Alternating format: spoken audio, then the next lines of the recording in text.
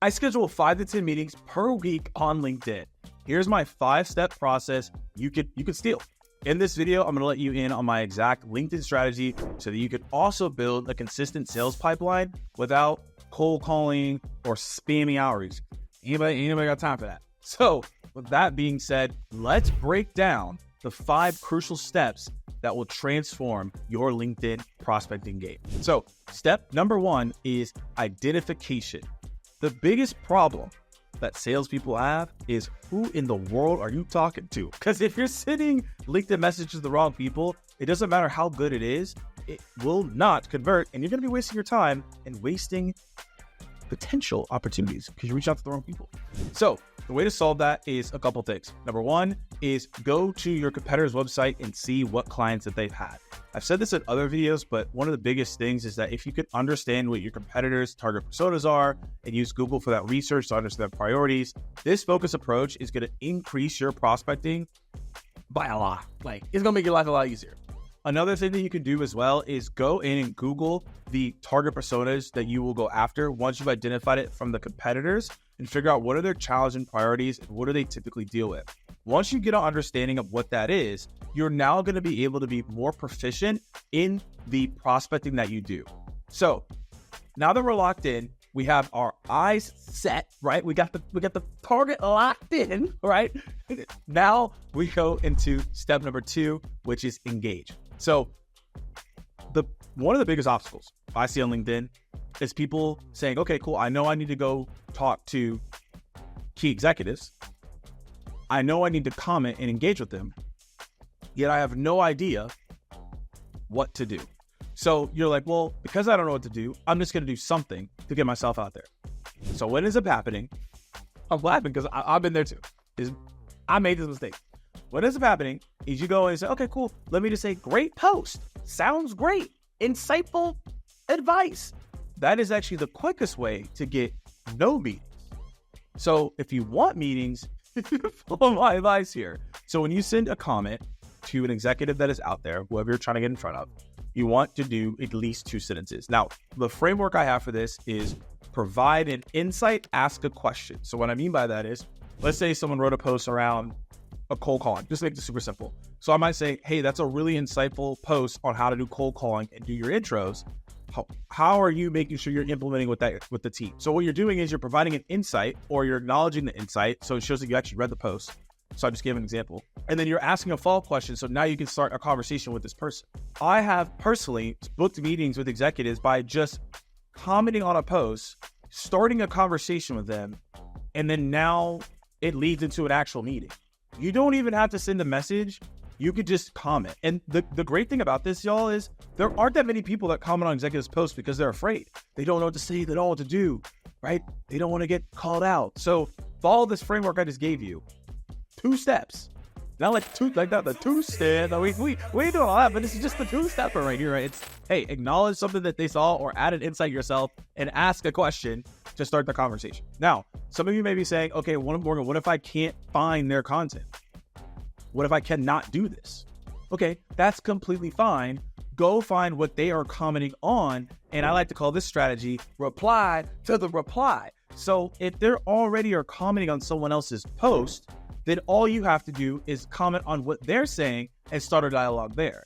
Now, some of you may say, oh, this is creepy. No, it's not. If someone comments on social, it's out there. Free game. It's not like you're sneaking in their house and like ambushing. Like, hey, do you want a meeting? Like, I'm not telling you to do that. And if you do that, you didn't get that from me. You got it from someone else. So, that's not my strategy. I'm just telling you, reply to the reply of what's already happening, right? They already are commenting on someone's post. So why would you not just go do that, right? So that's the key that you want to do there, right? So that's the premise. Now, once we've gotten the engagement, you also can see what they're reposting as well, and you can engage with that too. So that's the way to engage. And the sole reason we're doing this before we go to step number 3 is because we want people to know who we are before we reach out. I know there are people out there that don't post on LinkedIn. That's why I gave you the reply to the reply, because they are at least commenting, engaging with something. And even if the person even isn't commenting on something, because you're still commenting with people in the ecosystem, they will see you and they will acknowledge you. So that's why we want to create awareness in the market before we reach out. And that's why we're commenting before, because we want people to know who we are. So that's why we go step number 3, which is the best part, connect. Because if we can't connect with them, we won't be able to send them a direct DM. We have to use InMail. Now, when it comes to connect, most people like to send very generic, personalized, I listen air quotes, generic, personalized connection requests, where most people will think, so if I say, hey, we have tons of mutual connections, or like, hey, we have some synergies. Like, by the way, I hate the word synergy. I think it's the worst word you can use in business. I think it's the biggest telltale sign that you're just trying to shill something pretty hard, and you're probably not going to come as professional. I'm going to be super real with y'all. So I'm not a fan of that one. If you get meetings with it, it's fine. But I'm not a fan of the synergies. Now, when it comes to the connection piece, we do not want to just send this generic message, because that's typically actually not getting a response. The thing that gets the most responses, and I know it's going to shock most of you, is the blank connection request. Now, what that means is I send a connection request without the note. I know it's going to shock a lot of you, and it's even against LinkedIn's rules. They might come after me for this one, but we have ran tests multitudes of times with multiple reps, multiple founders, multiple regions, people who have created no content on the platform to people who created content on the platform. And we have found if you send a blank connection request, you will get a higher acceptance rate. What that means is now we're a first degree connected to the person, and that allows us to send better videos and voice notes to convert opportunities. So ultimately, at the end of the day, please send blank connection requests, because you'll see a higher acceptance rate. I'm just trying to help y'all out. So we see on average about a 38 to 45% acceptance rate on that, and that's pretty solid. We'll take that all day long. Now, before we go into step number 4, there's one key thing here that you need to take notes on if you are paying attention to this video, is when you send the connection request, you want to make sure that you withdraw the connection request if they don't respond, I would say within 30 to 45 days. So at the end of every single month, I personally have, as within the business today, still doing some outreach, we're still looking to get into strategic accounts. I'll have my VA withdraw all the connection requests so that within 3 weeks, I can reach back out. The reason it's 3 weeks is because that's just LinkedIn's rules. If you withdraw a connection request, you can send it again. You do have to wait 3 weeks. But again, that's good news for all of us. At least we can try again. So when you try again, you can either do the blank request again, or this is where it goes a little bit different, is you can personalize it because you want to take a different approach. However, again, the first thing you want to do is a blank note. That if you don't get acceptance on that one, then you can try the personalized note. You can try it. I just do the blank note again because I try to add more people in that network so that they can see mutual connections. But that's just an example of what you can do. So that's how you connect with people, because again, we want to get people as first degree connected. We want to, and here's the key, connect with other people in the organization, because if you're trying to get in front of an executive and they see other people in the organization that are mutual connections to you, they're gonna be like, wait, I gotta know this person. I've literally scheduled meetings because they're like, oh, I had like 30 mutual connections in this enterprise account, and they connect with me because they're like, oh, well, I want to talk to that person. Obviously, they know everyone else in this organization. I probably should give them a chance. So that's the reason that I do that. Okay, so now we're connected as first degree connection, and your next question might be like, Morgan, what in the world do we do here? Well, I got you. All right, so step number 4 at this point is we need to start some conversations. So when people like to start conversations on LinkedIn, they do something that I'm not a fan of, and most people are not a fan of, which is the pitch slap. No, this is not the pimp slap. This is the pitch slap. Do not do this. How it looks is, you'll see right here on the screen, it is just a jumbled bunch of words and jargon mess that makes absolutely no sense and leads to next to no meetings. Transparently, y'all, I'm still on the hunt. I have put on my bounty hunter hat. I am now Boba Fett. I got him right over here. I am now Boba Fett. I am on the hunt. We are on the hunt. Yes, this video's got on my head. I am on the hunt to find who has been doing trainings on this miserable messaging. It is absolutely terrible messaging, and I have no idea where people are learning it. So I'm on the hunt to find you. Whoever that person is, I want to find you.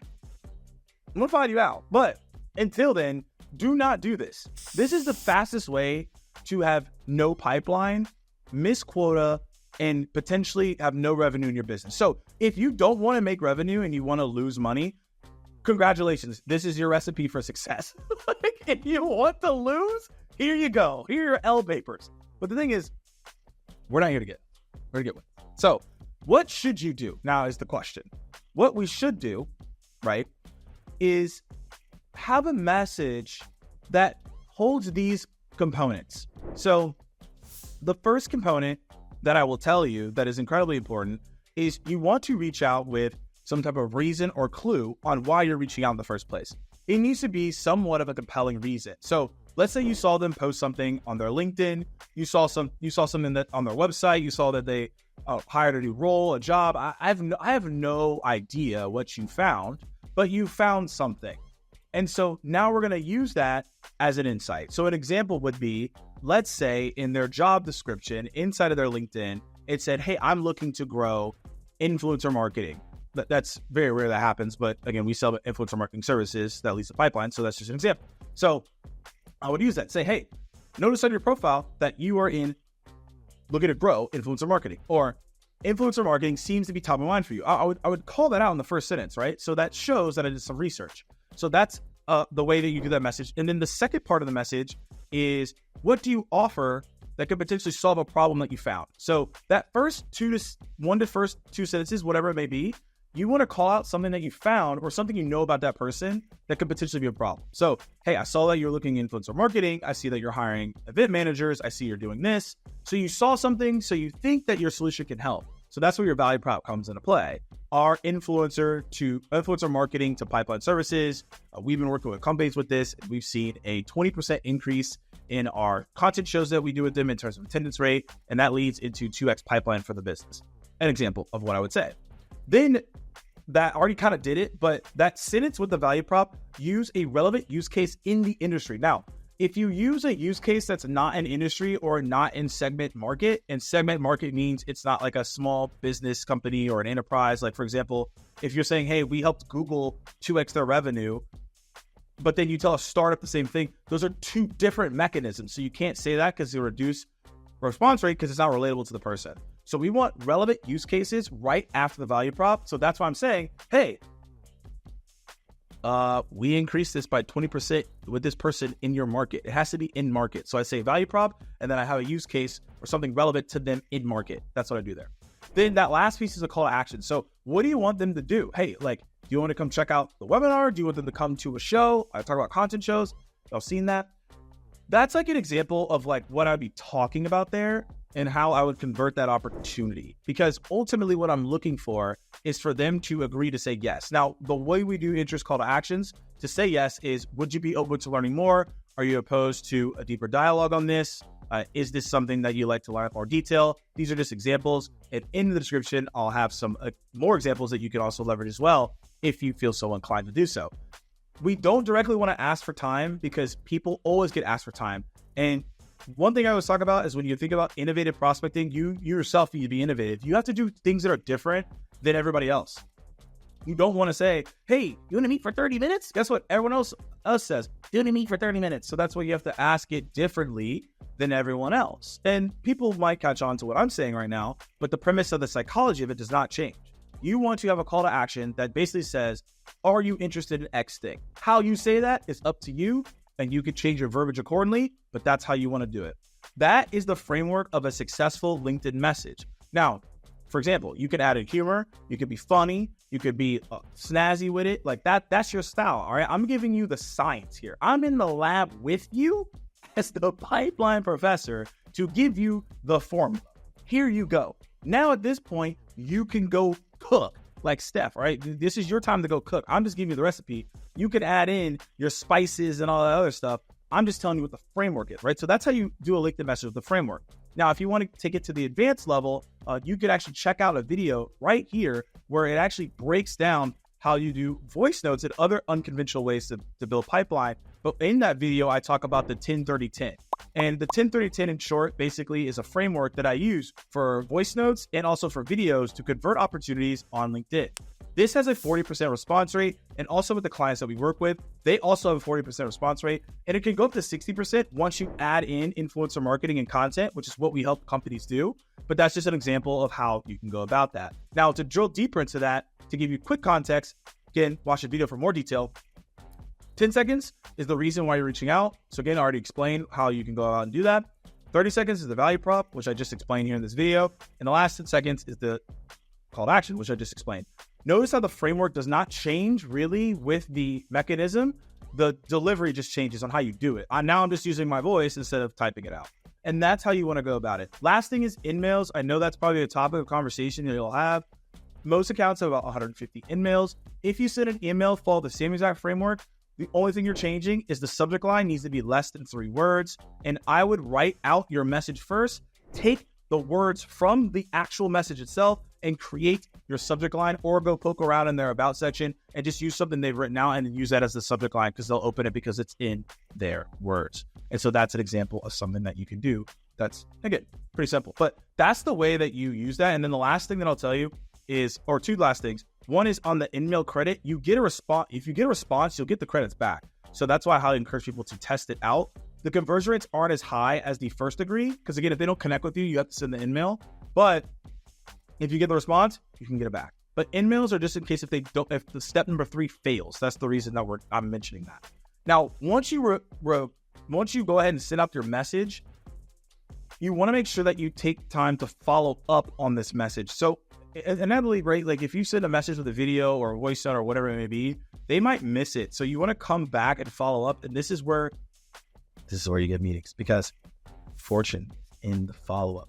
So 2 to 3 days after, all you're going to say is, "Hi, Sally. Any feedback on my note? Hi, Sally. Any feedback on my video? Any feedback on my voice note?"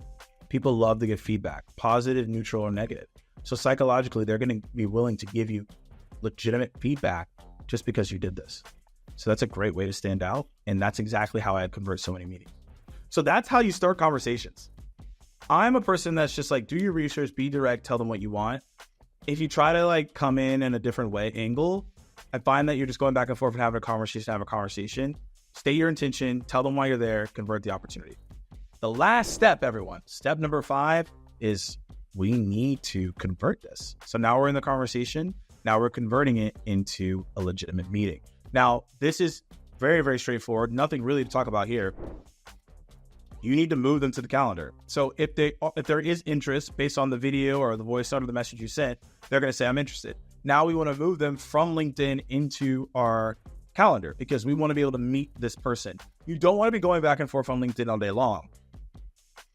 This is important, because now you're not going to meet with them. So we want to be able to say, "Hey, yeah, okay, let's find a time to meet," and schedule that on the calendar. So simple premise here is you can provide times to them. I always recommend, if you're looking to schedule a meeting with someone, don't provide just one time, provide 3 times and at least 2 different days. So for example, that would be like Tuesday at 1:30 p.m., 4 p.m., Wednesday at 1 p.m., and then at the end I say all times EST, all times PST.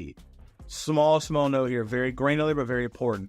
When you mention time zones, look at their LinkedIn profile and see where they live. Mention times in their time zones. We are asking for a meeting from someone that doesn't inherently know who we are, so we want to make it very easy for them. If you say, "Oh yeah, in my time zone," now they have to think about your time zone and think about the conversion of the time zone. And guess what? It's going to take them longer to do that. And now you're in trouble. And you don't want that. You do not want that. What we want at the end of the day is for people to make this super simple. They want to be like, "Oh yeah, that makes sense for me. I want to go check that out." Fantastic. So that's why we provide time zones and their time zones. And also as well, make sure to get some type of calendar link. I prefer Calendly. I'll just add my Calendly link in there and I'll say, "Hey, here are 3 times." This is actually the most proficient way to get time with people without them being annoyed that you send a random calendar link or sending times where they get confused. I say, "Hey, meet at these 3 times, these 2 days I just mentioned." And then I say, "If those don't work, here's my calendar link." This has a 99.99% hand sanitizer proof success rate, because now I've given times, I've given a link. No one can be upset. They can either pick the times that I have, or they're going to pick a time in my calendar and we're going to convert the meeting. And now we're off to the races. So implement these 5 steps to start converting more meetings for you. And this is how I'm converting at 5 to 10 meetings per week right now, which, is a good amount of meetings per month. And this is how I consistently have this flywheel of opportunities. So comment below on which step stood out to you the most and what are you looking forward to execute. Happy prospecting. See you all next time.